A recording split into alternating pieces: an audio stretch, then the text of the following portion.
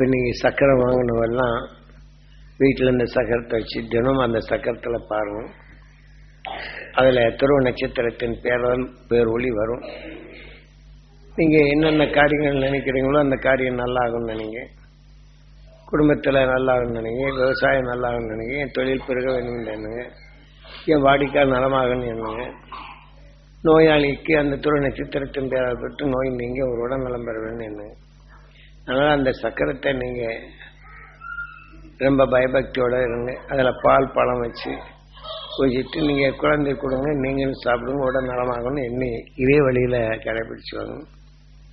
எங்கள் ஊர் நல்லா இருக்கணும், எங்கள் தெரு நல்லா இருக்கணும், என் வீடு நல்லா இருக்கணும் அப்படின்னு அடிக்கடி இந்த உணர்வுகள் இங்கே படரணும். குடும்பத்தில் அந்த ஊரில் உள்ள குடும்பமெல்லாம் ஒன்றுபட்டு வாழணும், அவங்க விவசாயமெல்லாம் செழிச்சு வரணும், அவங்கெல்லாம் ஒற்றுமையாக வாழணும். இந்த மாதிரி அந்த சக்கரத்தை முன்னாடி இந்த சொல்லிகிட்டே வரும். அதன் வழி ஓரளவுக்கு எல்லாருக்கும் அந்த உணர்வுகள் தெருவில் படரும், அந்தந்த குடும்பங்களில் நலமாக சக்தி பெறும். இந்த உணர்வுக்கு பழப்பட அங்கே எல்லோருக்கும், ஏன்னா டிவி ஸ்டேஷனில் எந்த ஒலிபரப்பு பண்ணுறாங்களோ அந்த அலைவரிசையில் தான் வருது. நாம் இந்த உடலில் எடுத்து இந்த அலைவரிசையில் பார்க்கும்போது யார்கிட்டயே நம்ம பேசினாலும் கூட இந்த மாதிரி ஏதாவது ஒன்று சொல்லிடும். அவங்க அந்த மாதிரி நேரங்கள் எல்லாம் அவங்களுக்கு இந்த இது எண்ணம் வந்ததுன்னா எழுத்தாங்கன்னா அவங்களே அறிய முடியுது, அவங்கள அறியாத கஷ்டங்களையும் போக்க முடியும். இந்த மாதிரி நாம் தியான வழி அன்பர்கள்லாம் உலகம் நல்லவங்க இருக்க நாம் அந்த தியானத்தை பண்ணோம்னா எல்லாருடைய எண்ணங்களும் நல்லா ஆகணும் போது நமக்குள் அந்த அருள் மகிழ்ச்சியின் உணர்வை நமக்குள் எளிதில் பெற முடியுது. யார் இருந்தாலும் ஒவ்வொரு குடும்பங்களையும் இந்த மாதிரி கூட்டு தியானங்கள் இருந்து அந்த குடும்பம் நல்லா இருக்கணும், அவங்க தொழில் நல்லா இருக்கணும், அவங்க குழந்தைங்க நல்லா இருக்கணும். யாருக்கா நோய் ஏற்பட்டனால கூட்டு தியானங்கள் இருந்து அந்த மாதிரி மகிழ்ச்சியான சக்தி பெறணும், அந்த குழந்தை உடலை முட்டது பண்ணணும், இந்த நோய் நீங்கிறது நல்லாகும் நீங்கள் சொல்லுங்க. கூடுமானவர்கள் இந்த நோய்கள் ரொம்ப சீக்கிரம் நல்லா இருக்கும். என்னதான் நோய்கள் நீங்கினாலும் இந்த கொஞ்ச நாள் தான் இந்த உடலை வாழ்கிறோம். எப்படி இந்த உடலை விட்டு போய் தான் ஆகணும். இந்த உடல் நம்மளுக்கு சொந்தம் இல்லை.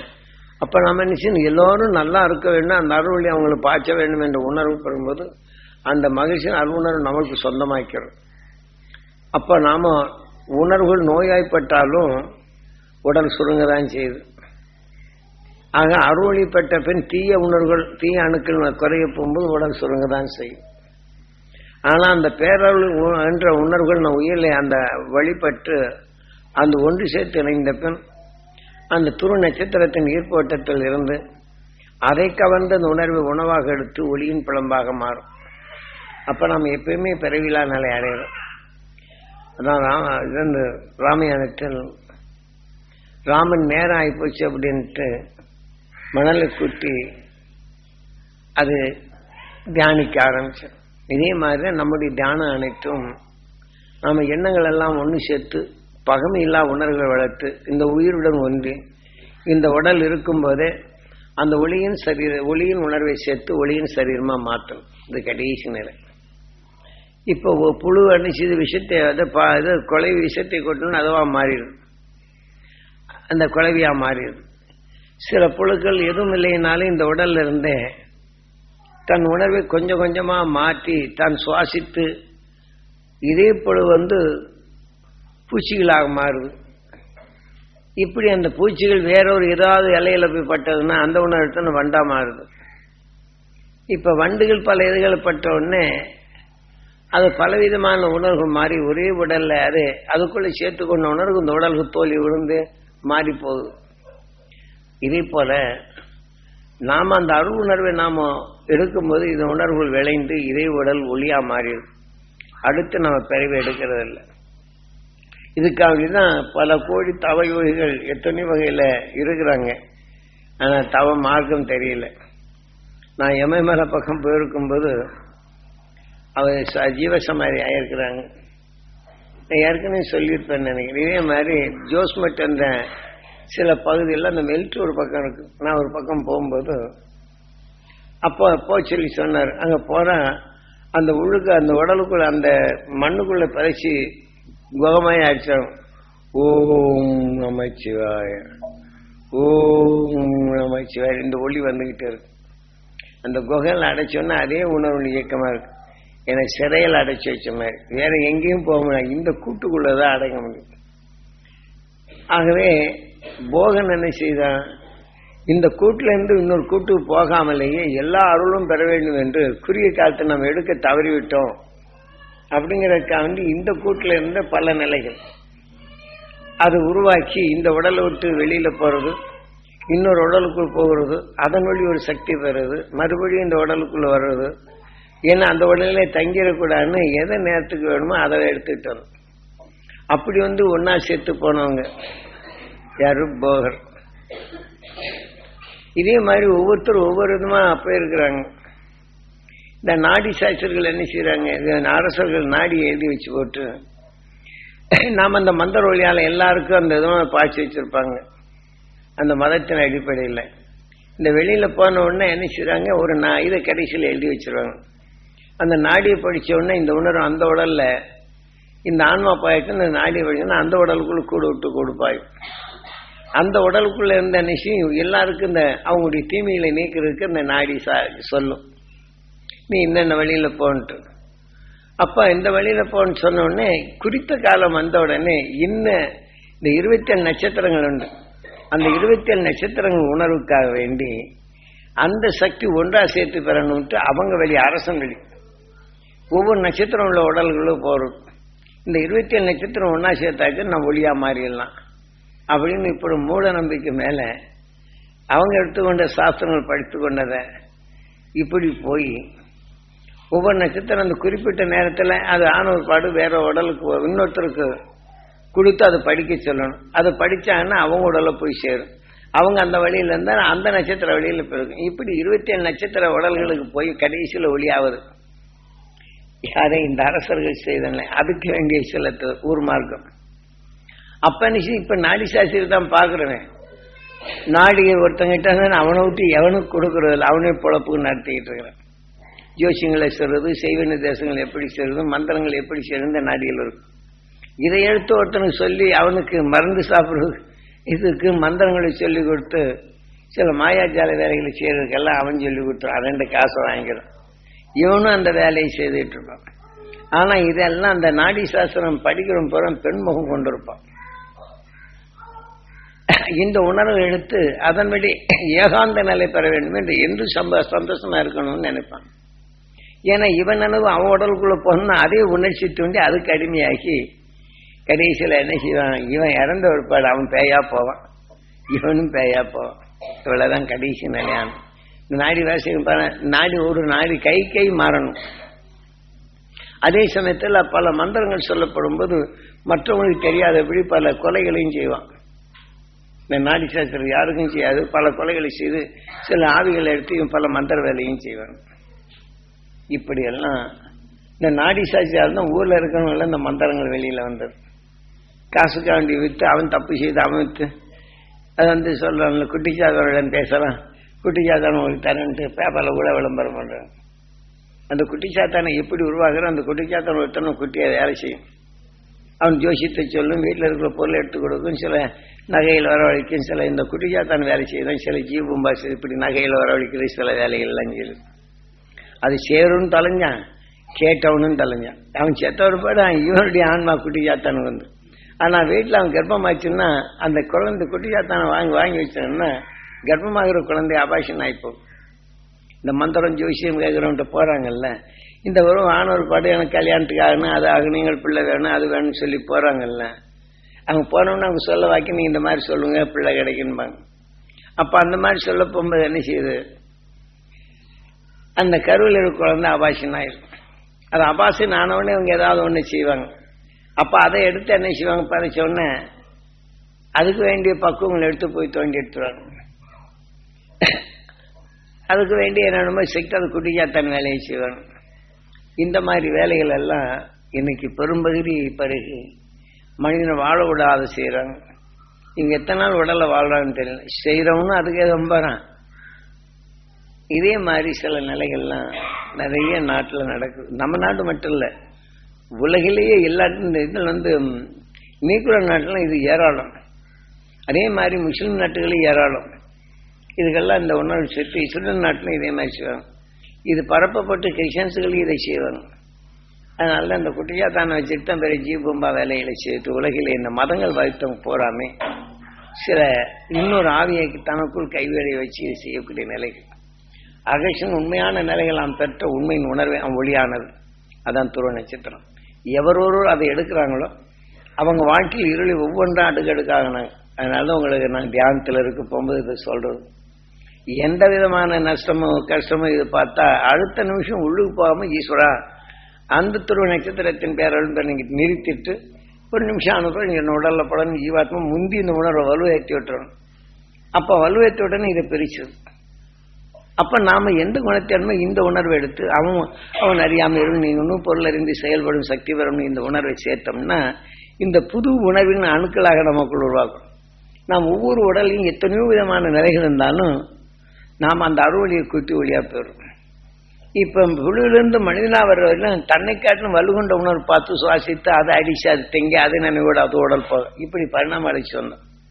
அதே போல பரிணாம அழைச்சியில் வந்தாலும் விஷயத்தின் தன்மை இந்த பரிணாம அழைச்சியில் தேய்வரைக்கு போகும் நிலையிலிருந்து மாற அந்த அருஞானத்தின் வர ஒவ்வொரு நொடியிலும் ஒவ்வொரு உணர்வுகளையும் சேர்த்து சேர்த்து சேர்த்து நாம இந்த உடல்களை அது மாற்றி மாற்றி எல்லாத்தையும் அந்த துருவ நட்சத்திரத்தோட இணைச்சிருக்கு. தனுசு கோடி தீமைகள் உணர்வு விஷ்ணு தனுசு சொல்றாங்க.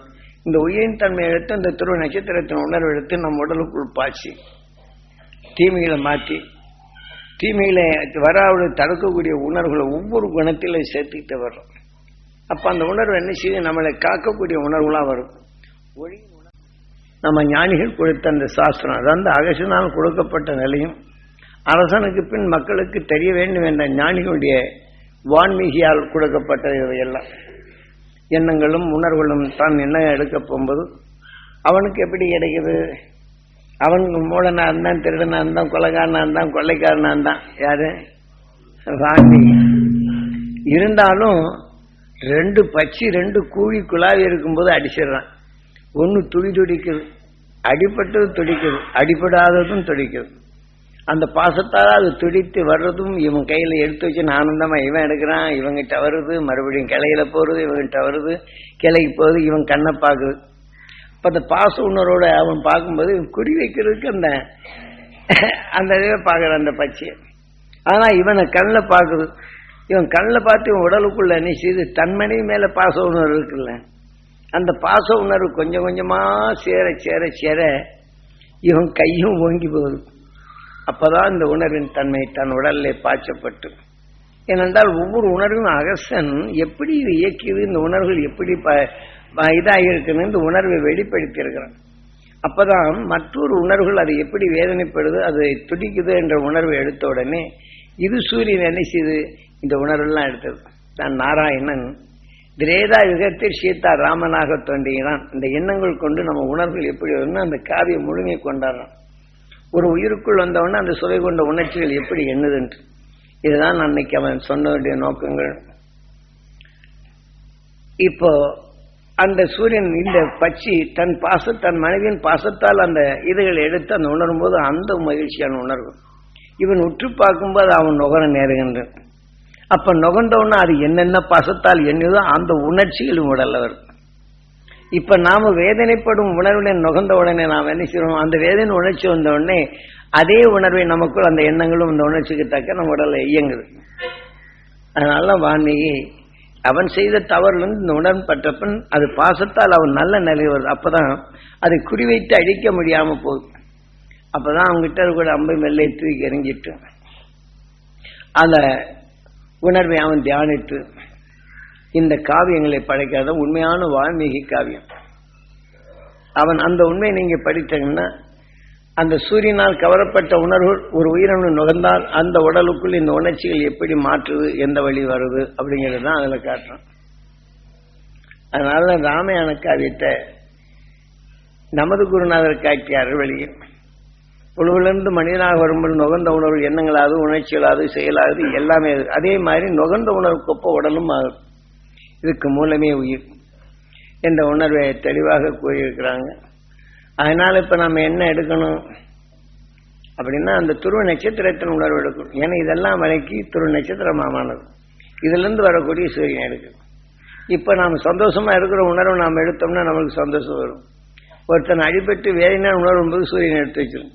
அவன் பாசத்தோட இப்படி ஆயிட்டானே அப்படி எண்ணம்னா என்ன செய்யுது, நம்ம உடல் அவன் படுற வேதனை உருவாக்குது. அதனால நாம் இப்ப எடுக்கிறதெல்லாம் இந்த உடலுக்கு பின் ஒளி சரீரம் பெற்ற அந்த உணர்வை நாம் சேர்க்கணும். ஒவ்வொரு நம்ம வாழ்க்கையில் வரக்கூடிய தீமைகளை இதை நீக்கணும்னா அந்த துருவ நட்சத்திர உணர்வு. இதனால்தான் உங்களுக்கு சக்கரத்தை கொடுத்து நாமெல்லாம் அந்த துருவ நட்சத்திர உணர்வுல ஆயுள் மெம்பரா இருக்கிறோம். மாமகிழ்ச்சி ஈஸ்வராய குருதேவர் தபோவனத்தில். ஆனால் இந்த திருச்சபையில் திருஞான திருச்சபையில் நாம் அங்கத்தினராக இருக்கோம். இந்த ஞான வழியில் நாம் அந்த துருவ நட்சத்திரத்தை உணர்வை எடுத்து அதில் நாம் ஆயுள் மெம்பராக சேர்றோம். அதன் வழி நம்மளுக்கு ஆயுள் காலம் அங்கே போகுது. எனக்கு இந்த உடல் ஆசை வச்சு இதில் ஆயுள் மெம்பரை சேர்த்து ரெகுலேஷன் கிளப்பில் என்ன செய்கிறாங்க, அங்கே போனோடனே தண்ணி சாப்பிட்ணும், இது பண்ணணும், ஒருத்தருக்கு ஒருத்தர் அதில் ஆயுள் மெம்பரை சேர்ந்துட்டாங்க என்ன செய்வாங்க, வியாபார விதமாக பேசுவாங்க. அந்த வியாபாரத்தை நஷ்டம் ஆகி போச்சுன்னா தப்பான வழியில் ஒருத்தருக்கு ஒருத்தர் இது பண்ணுறோம், எனக்கு வந்துடுவோம் பண்ணால் வந்துடுவோம் போன இந்த ஆயுள் மெம்பர் என்ன செய்வோம், மீண்டும் இங்கே வெறுப்பும் வேதனை கொண்ட உணர்வுக்கு எடுத்து ஒருத்தரோடவுக்கு போய் ஆவியா மாறி அவனை வீழ்த்திட்டு அது நாயோ நரியோ பாம்போ தேட பறக்கச்சு. ஆக இந்த ஆயுள் மெம்பர் நம்ம கொண்டா நம்ம எல்லாரும் என்ன செய்யறோம், குரு அருள் துணை கொண்டு அந்த பேரல் பெற்று ஒளியின் சரீரமா இருக்கும், அதுல ஆயுள் மெம்பரா இருக்கும். அதனால இந்த சக்கரத்துல நாம் இருக்கும்போதெல்லாம் உங்களுக்கு எதெல்லாம் நல்லதோ அதெல்லாம் எண்ணி நம்ம நண்பருக்கு கிடைக்கணும், நம்ம வீட்டில் கிடைக்கணும், எல்லாம் நோய்கள் நீங்கணும், என் தொழில் வளம் பெறணும், தொழில் செய்கிற இடத்துல குற்றங்குறைகள் இருந்தாலும் ஈஸ்வரான்னு சொல்லி இந்த உணர்வு எடுத்து அவர்களும் பொருளிருந்து செயல்படும் தரணும், அவங்க குடும்பத்தில் உண்மை உணர்வு அறியணும், அவங்க தெளிந்த நிலைகள் பெற வேண்டும் அப்படின்னு இந்த மாதிரி நீங்கள் என்ன இந்த சக்கரத்துக்கு முன்னாடி என்ன போகிறோம். சில தொழில் செய்கிற இடங்களில் பகமை இருந்தாலும் மாற்றி கொடுக்கும். நீங்கள் ஏதாவது குழந்தைக்கு உடம்பு சரினா ஈஸ்வரன் நினைச்சு இந்த துருவ நட்சத்திரத்தும் வேற எதுவும் அந்த நோய் நீங்கணும்னு சொல்லுங்க. முதல்ல அதை எடுத்து சக்தி எடுத்து போங்க, இதெல்லாம் போகும். உங்களால் நோய் போகணும், அவங்க நோய் உங்ககிட்ட வரக்கூடாது. அதுக்கு தான் இந்த சக்கரங்களை கொடுத்து ஒவ்வொரு நிமிஷம் உங்களை பாதுகாப்பாக நிலைக்கு வர்றதும் இன்னைக்கு உலகில் வரக்கூடிய விஷத்தன்மையிலிருந்து உங்களை மீட்டுகிறதுக்கு வரும். அதனால் நீங்கள் ஒவ்வொருத்தரும் உங்கள் தலையாக கடமையாக நினைக்கணும், உங்கள் உயிரை ஈசனாக மதிக்கணும், உங்கள் உடலை கோயிலாக மதிக்கணும், இந்த மனிதனை உருவாக்கி நல்ல குணங்களை தெய்வமாக மதிக்கணும். ஆகவே நாம் பல கோடி சரீரங்களை சேர்த்துக்கொண்ட வினைகளுக்கு நாயகனாக மனித உடல் உருவாக்கி கண்ணை நமக்கு வேதனை கோபத்தோட இருந்தால் கண்ணு செய்யும் ரத்த கொதிப்பாய்ப்பு. கோபம் உண்டான நினைச்சு நீ கோபத்தோட கணக்கு பார்த்தா சரியா வரன்னு நினைச்சு மீண்டும் எவன் எழுதி வைத்தான்னு இந்த அர்த்தம் பார்த்து அவன் மேல போகும். இப்படி எல்லாம் நம்ம கண்ணுக்கும் கெடுதல் செய்யறோம். நாளாக கோபத்தின் உணர்வு ஆனால் கண்ணில் இருக்கக்கூடிய எப்படி இரத்த கொதிப்பாக போகும்போது மூளையில் உள்ள சிறுமணி டிரான்சாக்ஷனில் செல்லக்கூடிய அந்த நரம்பு தெரிச்சுன்னா மூக்கு வாய் வழி கூடிய ரத்தமாக வரும். அதே சமயத்தில் சில நேரங்களில் அதே உணர்வுகள் ஹார்ட்டுக்கு இயக்கக்கூடிய நிலை தெரிச்சுன்னா ஹார்ட் இயக்காத உடனே ஹார்ட் அட்டாக், இந்த மாதிரி நிலைகள்லாம் வருது. இப்போ எதனால வருது? ஆகினால நாம் அடிக்கடி வேதனைன்னு என்று நீங்கள் என்னங்கன்னா கண்ணும் என்னைச்சி தன் கண் விஷத்தின் தன்மை பாய்ச்சி அதை ஈர்க்கும் தன்மையாக இரு சூழ்நிலை வந்துடும். சில பேர் கடுவெளி நல்லா இருக்கு, கண் மங்கிட்டு கடைசியில் கண்ணே தெரியுது, டாக்டர்கிட்ட போனால் ஒன்றுமே செய்ய முடியாது. அடிக்கடி இந்த வேதனைப்படுறவங்க கண்கள் இப்படி ஏற்படும், அப்படி பண்ணிட்டாங்க இப்படி பண்ணிட்டாங்க இந்த உணர்வு வரும்போதெல்லாம் நமக்கு எத்தனையோ வழிகளில் நாம் கண் பல துன்பங்களிலிருந்து விடுபடுவதற்காக வேண்டி பார்க்க வேண்டும் என்ற புழுவாக பூச்சியாக இருக்கும்போது எண்ணி அது சுவாசித்த வாசுதேவன் நம்ம சுவாசித்தை உருவாக்குவோம். வாசுதேவனுக்கும் தேவிக்கும் சிறைச்சாலைக்குள் கண்ணன் பிறந்தார். நாம் இந்த உடலான சிறைச்சாலைக்குள் கண்கள் உருவானது என்பதை தெளிவாக நமது சாஸ்திரம் கொடுக்கும். இப்படி பல கோடி சரீரங்களை நாம் பெற்ற நாம் இதே போல உணர்வுகள் சேர்த்துதான் கண்கள் வந்தோம். கண்கள் பார்த்து தீமை என்ற உணர்வு எடுத்து அந்த உணர்ச்சி கூட்டி எண்ணங்கள் வரும். எண்ணத்தின் கொண்டு அந்த உணர்ச்சி கொண்டு நம்மை காக்கும், அந்த உணர்ச்சி கொண்டு தன்னை காக்கும் உணர்வும் வரும். இதையெல்லாம் நாம் நுகர்ந்த உணர்வுகள் எண்ணங்களாக வந்து அந்த உணர்ச்சிகள் நம்மை இயக்கி அதன் வழி நம் உடலாக்கி அதன் வழி நம்மை மாற்றிக்கொண்டே உள்ளது. அதனால நாம் ஒவ்வொருவரும் நமது குரு காக்கிய அறுவழியில் நாம் குறுகிய காலமே இந்த உடலை வாழ்றோம். கோடி கோடி கோடி கோடி சொத்துகள் தேடி வைத்தாலும் அதை தோழி சொத்து செய்து வைத்தானே அவன் பொறாமையில் அப்படி செய்யறான் இவன் செய்யறான் இப்படி செய்யறான் விரோதிகளைத்தான் நாம் அதை வளர்த்துக்கிறோம். ஆனால் பகமையில் தான் உருவாக்குறோம். பகைமையான உணர்வு தான் நம்ம உடலுக்குள் சேர்த்து பகமை உணர்ச்சியோடு தான் வாடும். துடிப்பும் துயரமும் தொல்லையும் தான் நம்ம உடலுக்குள் வரும். ஆகவே இதை போன்ற நிலையிலெல்லாம் நீங்கள் விடுபட்டு நீங்கள் சக்கரத்துக்கு முன்னாடி ஒவ்வொரு நொடியும் வெளியில போனாலும் எத்தனை துயர்நிலை கேட்டாலும் அந்த துருவ நட்சத்திரத்தின் பேரல் பெறணும். இதை அடக்கி அறியாத இருள் இருந்தவங்க மேலும் பொருள் அறிந்து அவர் செய்யப்படும் தன்மை பெறணும். அவங்க மகிழ்ச்சி சக்தி அவரோட பிறந்த நோயிலிருந்து விடுபடணும். இப்படி ஒவ்வொரு நிமிஷமும் அந்த துருவ நட்சத்திரத்தின் உணர்வை எடுத்து எடுத்து செலுத்தி படணும். இப்ப நாம என்ன செய்வோம்? தனுசு கோடி அந்த உணர்வை சேர்த்து போறோம். கோடி கரையில இருக்கிறோம். இதை விட்டு போன விஷயம் அங்க போறோம். இந்த உயிருடன் ஒன்றி ஒளியும் செய்யும். இதை கழட்டி விட்டுறோம். ஏன்னா உடல்ல இருந்து இன்னொரு உடலை பெறுவது போல நாம் இந்த உடல் இருந்து உயிருடன் ஒன்றி ஒளியின் சரீரமாக மாறும். ஆனால் நீங்கள் எல்லாரும் இந்த அருள் சக்தி பெறணும். இன்னைக்கு தேனி போடி இங்க இருக்கிறவங்கலாம் உங்க நகரமும் உங்க ஊரும் உங்க தெருவும் உங்க வீடும் அந்த அருள் உணர்வுகளாக பரப்பணும். நாளைக்கு வரக்கூடிய விஞ்ஞான உலகில் எத்தனையோ நிலை வரும். ஆக எத்தனையோ தீய விஷ அணுக்கள் வரும். வயது சென்ற காய்ச்சல்கள் நிறைய வரும். சில தீமைகள் உணர்வு வளர்க்கும். சில உடல்களில் சில குடும்பங்களில் சில ஊர்களில் இந்த மாதிரி தீமைகள் அதிகமாக பரவுது.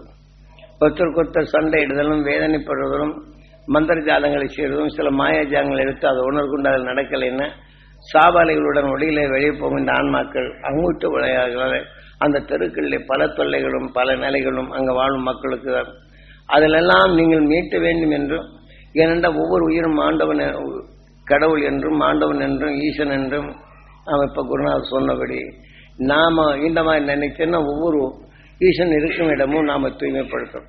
அந்த உடலான கோயிலை சுத்தப்படுத்துறோம். அந்த நல்ல மனிதனா உருவாக்கி அந்த குணங்களுக்கு அந்த அருண் உணர்வு கிடைக்கப்படும். இதை பற்றி நம்ம சந்தோஷப்படும். ஏன்னா நம்ம உடலுக்கும் அது கிடைக்குது. நாம் ஒவ்வொரு உடலையும் அறியாத சேர்ந்த தீமையிலிருந்து அவர் விடுபடவும் அவங்க உயிரை நாம் கோயிலா மதித்து கடவுளா மதித்து ஈஸ்வராக மதித்து அவங்க குறைகளை நாம அவங்ககிட்ட நீங்க வேணும். அந்த அருணர் பெற அவங்களும் அந்த அருணர் பெற வேணும்னு நினைக்கிறோம். நமக்குள்ள அது பெறுது. அதனால இந்த வழிபடித்து நீங்க வாழும். நம்ம கோடி கரையில் இருக்கிறோம். தனுசு கோடியாக அதன் வழியாக ஒன்றாக எல்லாம் ஒன்னா சேர்த்து நம்ம ஒளியின் உணர்வாக மாறும். எதுவுமே இருள் நிலையில் வராதபடி வரணும். முயற்சி எடுங்க.